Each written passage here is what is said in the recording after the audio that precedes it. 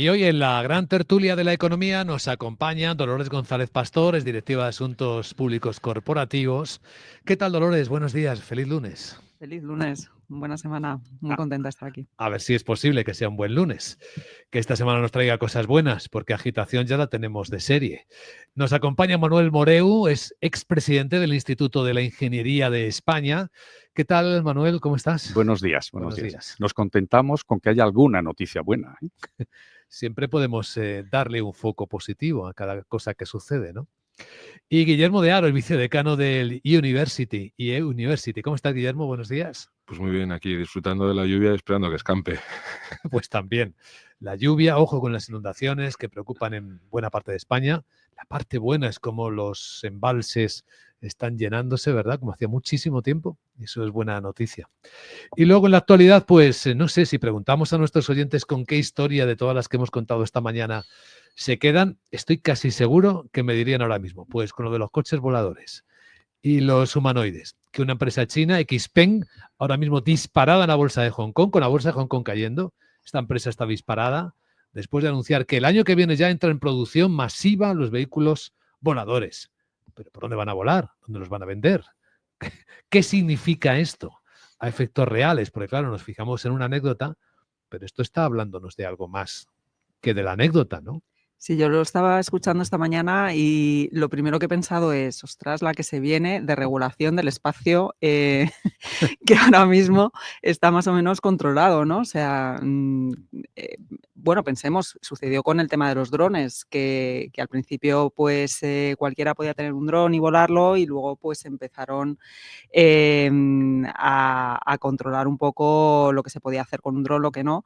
Y claro, si nos fijamos en todo lo que genera el tráfico terrestre, pues el tráfico aéreo a un nivel unipersonal casi, ¿no? Como sería un coche, que es un vehículo pues, que puede ser solo para una persona. Yo no sé si nos sitúa más en el escenario de Blade Runner que en el de la Fundación de Asimov, ¿no? No lo sé. Manuel, que tú eres ingeniero. Bueno, a mí todo lo que sea helicóptero me da yuyu, ¿eh? Es decir, algo que se viene abajo de forma instantánea, o sea, no hay una velocidad, no hay un planeo, no hay, pues eso. Bueno, es un dron, ¿eh? Los drones, fíjate que estamos usándolos ahora muchísimo. Sí, pero los drones no llevan a nadie dentro, ¿eh? Cuando falla un dron, pues falló. Pero ir encima o ir dentro no es un tema tan baladí, ¿no? Además de todas las restricciones que pueda haber y luego dónde se puede utilizar. Guillermo. Bueno, yo lo primero para nuestros oyentes, que sepáis que esto nunca está preparado. Llegamos aquí por la mañana y nos desayunamos con una sorpresa. Con una sorpresa. Personalmente me ocurre como a mi compañero ingeniero que subirme a determinados aparatitos me hace pensar mucho, pero los cambios que hay que hacer son muy grandes y ya está costando que el coche autónomo se generalice por tema de seguros y demás. Un coche que tiene que volar, que tienes que tener unos sistemas de control aéreos con controladores aéreos, de aterrizaje, de despegue y luego el coste energético que tiene que tener mover a una única persona en un aparato de esos. Puede ser fácil de fabricar, pero después lo que tenemos que ver es qué pasa con toda esa infraestructura. Yo creo que quizá, porque dicen que lo van a fabricar ya masivamente, pero no creo que sea tanto para el mercado residencial, sino, por ejemplo, pues para temas de defensa, que están ahora mismo tan en boga, o incluso para temas de rescate, ¿no? De población civil, pues oye, se pierde un montañero, no sabes cómo llegar, el helicóptero grande y normal, pues es complicado. Es igual muy aparatoso, claro. Es una solución, ¿no? Yo creo que lo tendrían que enfocar al principio así, porque alguien los ha visto volar. Creo que se entraron en el Mobile World Congress, ¿no? E hicieron una presentación. Sí. Pero no sé si alguien los ha visto en acción, porque además creo que no están pilotados, o sea, creo que es automático, vamos, que no tienes un pilotaje manual También tienes autopiloto, ¿no? Sí. Con lo cual, sí, yo no me subiría tampoco, la verdad. De momento, no sé. Pues ya ven cómo estamos comenzando la semana. Aunque si hablamos de personas, pues aquí será importante hablar de Mark Carney, ¿no? Probablemente. Del ex gobernador del Banco de Canadá, ex gobernador del Banco de Inglaterra. ¿Le conocéis? ¿Sabéis algo de esta figura? No. No, comentamos un poquito aquí hace unos días con las elecciones alemanas que lo mismo que la entrada de Elon Musk y Vance había supuesto un cambio de tendencia absoluto en ADF y en los conservadores en Alemania, había cambiado también la tendencia en Canadá radicalmente. Y este hombre era el más beneficiado de ello. Así que escucharemos mucho de él a partir de ahora. Bueno, él es un liberal, no estaba en la primera línea, de hecho no era diputado, es un perfil técnico. Yo conozco lo que ha estado saliendo de los perfiles que se han ido publicando en la prensa a raíz de su nombramiento, ¿no? Pero yo creo que me gusta mucho, es verdad que es un perfil quizá más conservador dentro del Partido Liberal de lo que era Justin Trudeau, pero yo creo que es un perfil aparentemente solvente y me gusta mucho la similitud que hay con Mario Draghi, ¿no? Porque yo creo que sigue acercando Canadá a Europa más que a Estados Unidos, que yo creo que Canadá siempre ha sido un país, quizá por la influencia francófona, pero un país mucho más afín a lo que son los valores europeos, ¿no? Y yo lo que veo es que, no sé si a corto o medio plazo, pero el aislacionismo de Estados Unidos puede ser una realidad. O sea, en un momento donde Europa se acerca al resto de América del Sur con Mercosur y que puede haber también un acercamiento con Canadá, pues aísla más a Estados Unidos y eso tampoco es una buena noticia para la economía de Estados Unidos. No sé si lo habéis escuchado, sus primeras declaraciones a Mark Carney decir, es que es muy, muy curioso. Les han lanzado un guante los americanos, ya sea en hockey o otra cosa, ellos lo han tomado, y que jamás les van a ganar los norteamericanos en esta batalla arancelaria. Y que, bueno, los analistas dicen que si alguien sabe de economía, seguramente si ponemos a un lado a Donald Trump y a otro a Mark Carney, de economía quizás sepa un poquito más el señor Carney. Bueno, y además marca muy bien la diferencia entre lo que es un liberal y lo que no lo es. ¿Ah, sí? Porque, claro, Carney pertenece al Partido Liberal, es un técnico y es un ortodoxo, si quieres, de lo que es la economía liberal más clásica: apertura, antimonopolio, antifuerza bruta, globalización, y yo creo que evidencia muy bien por qué Trump no es un liberal. ¿Qué opináis de este hombre? Bueno, yo... ¿Pocos liberales en el gobierno se empiezan a entrar? Bueno, falta hacen.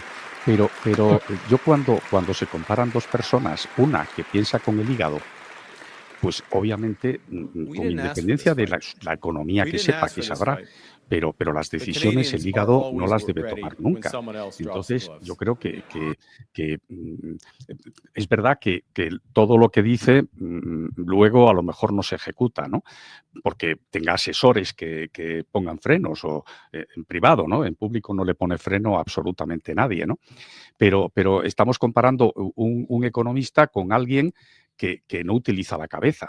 O sea, que utiliza otras partes del cuerpo y decide sobre la marcha y es un jugador de tenis de bote pronto, ¿eh? ¿Qué están haciendo las empresas en todo este escenario? ¿Tú tienes idea, Manolo, qué están haciendo las empresas? Por ejemplo, los inversores españoles en Estados Unidos. Bueno, hay muchísimas cosas que dependen de los estados y esas no paran. Es decir,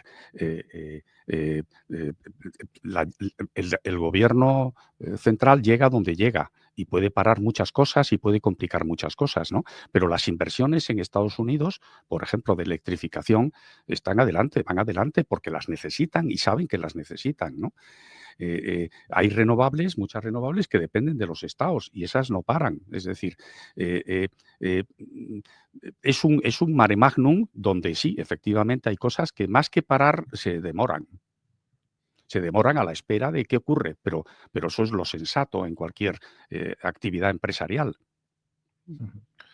Hay un libro de Michael Lewis, el de Moneyball y el póker del mentiroso, sobre la primera etapa de Trump, que explica cómo se obsesionó con eliminar todo lo que era cambio climático del gobierno y de las diferentes agencias. Y era prácticamente una continua necesidad el conseguir que todas las oficinas se eliminasen, dejasen de pensar, dejasen de trabajar. Ahora está con el tema del DEI, con el tema de la diversidad, mandando cartas desde diferentes instituciones. La última creo que fue a Yale o a Columbia diciendo que no iban a contratar a ningún licenciado en Derecho.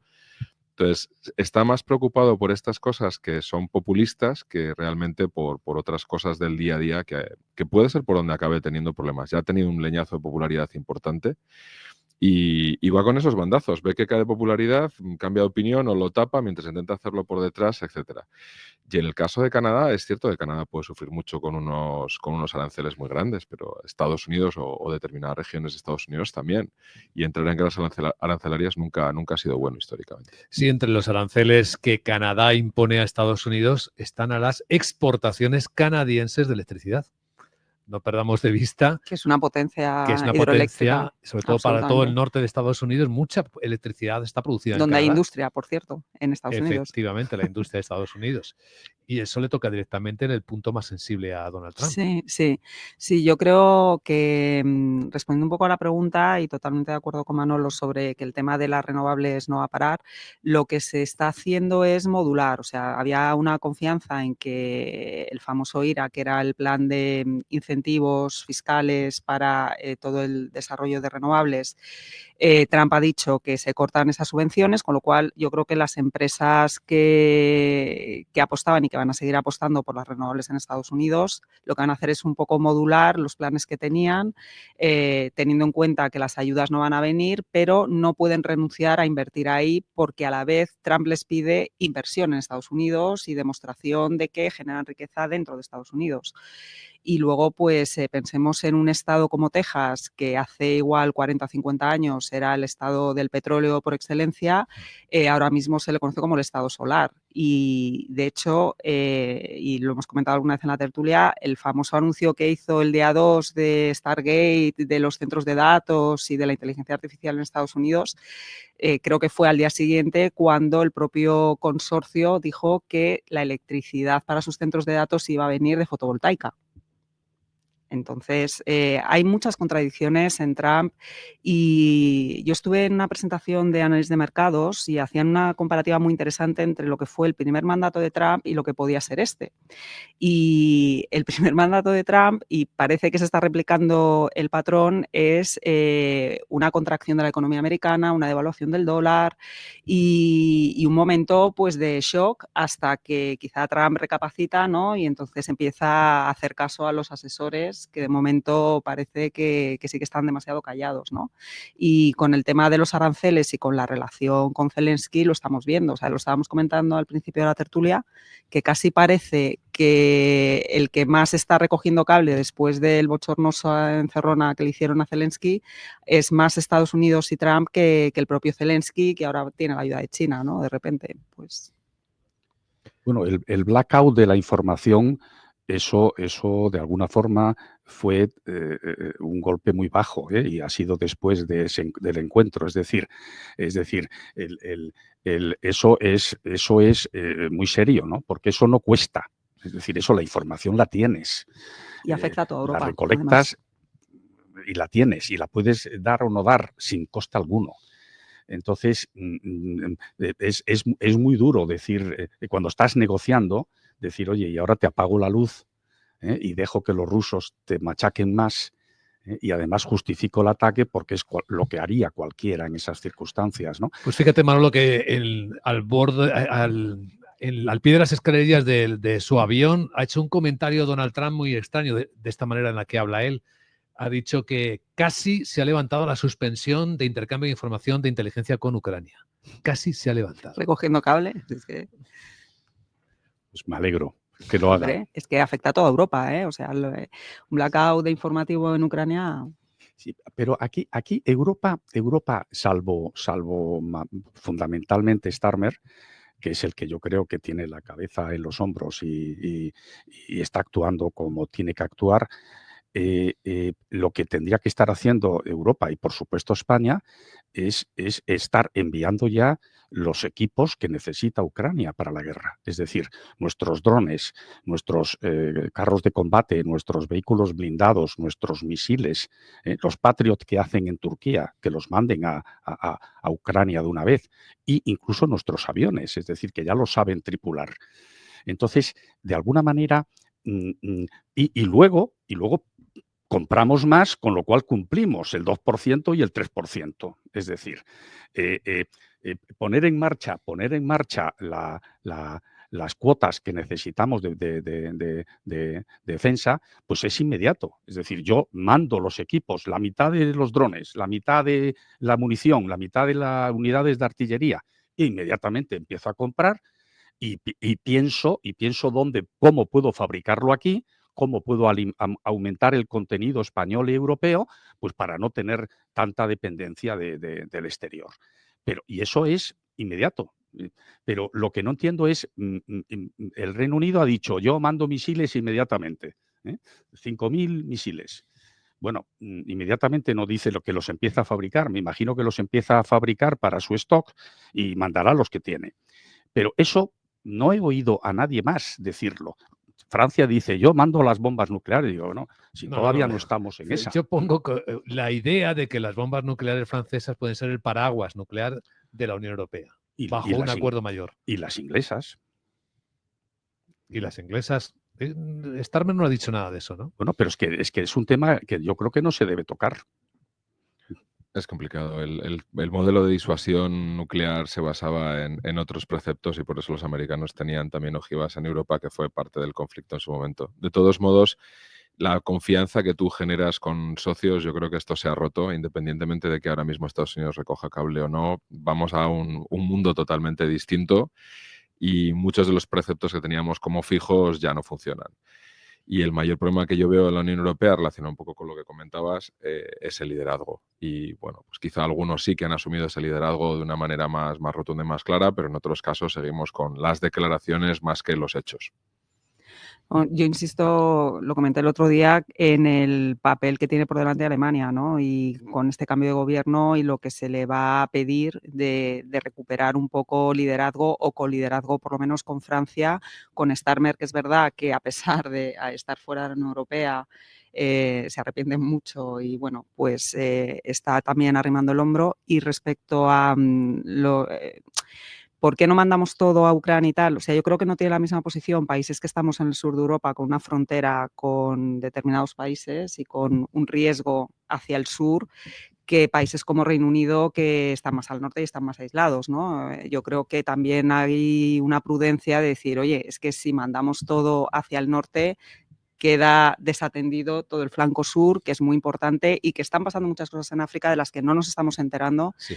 Y todo lo que tiene que ver con el Sahel es una bomba de relojería, no os digo ya lo de Siria. Entonces, yo creo que también hay que mirar ahí. Ahí me sorprende el silencio de Italia y de Meloni, después de ella decir que era la lideresa y de tal, con todo el tema de Trump está muy callada. ¿Estará calculando?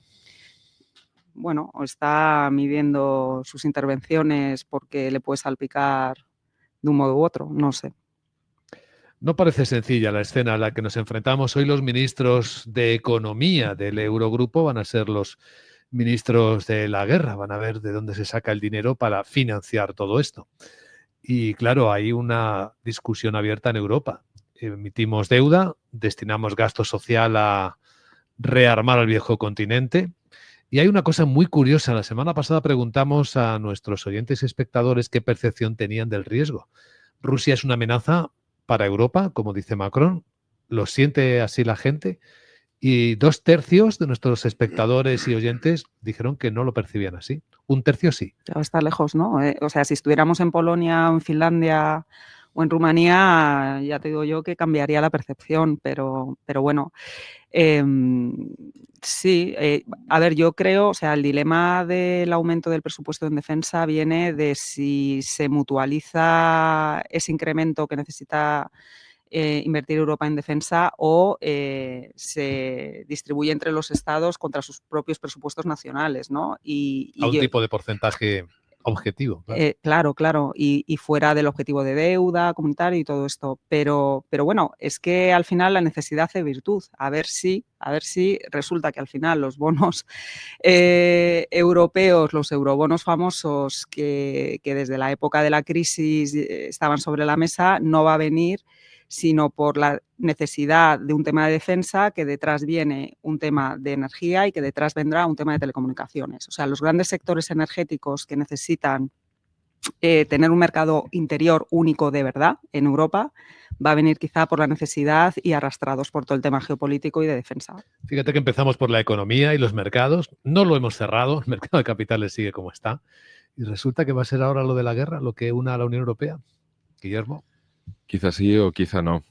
Como decíamos antes con el tema del liderazgo, el mayor problema que hay es que se vuelven a ver más trazas de lo mismo, de funcionamiento independiente, de anuncios grandilocuentes, de grandes inversiones, pero no se pone la infraestructura y los medios realmente para trabajar de manera coordinada. Y era una de las frases de los americanos durante muchos años, que la Unión Europea está muy bien, pero yo no sé a quién llamar cuando quiero algo o cuando quiero organizarme.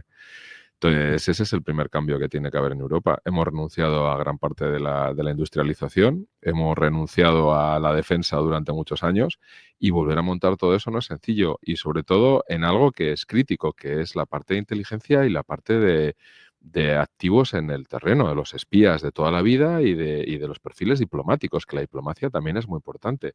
Al final necesitas gente que convenza a otra gente de hacer cosas o de que es mejor para ellos tomar determinadas decisiones.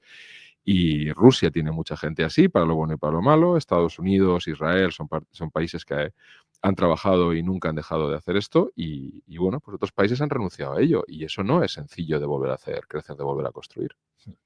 Sí, necesitamos armamento, pero armamento de primera, y eso no se puede hacer con los países funcionando de manera independiente. Es decir, hay que hacer desarrollos de verdad europeos, incluso contando con el Reino Unido, para tener aviones de combate de verdad punteros.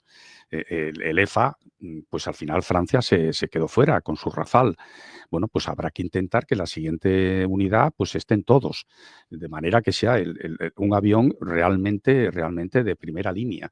Y eso pasa lo mismo con todo, es decir, tener tal diversidad de armamento pues no es fácil de cara a un conflicto luego donde tengamos todos que participar.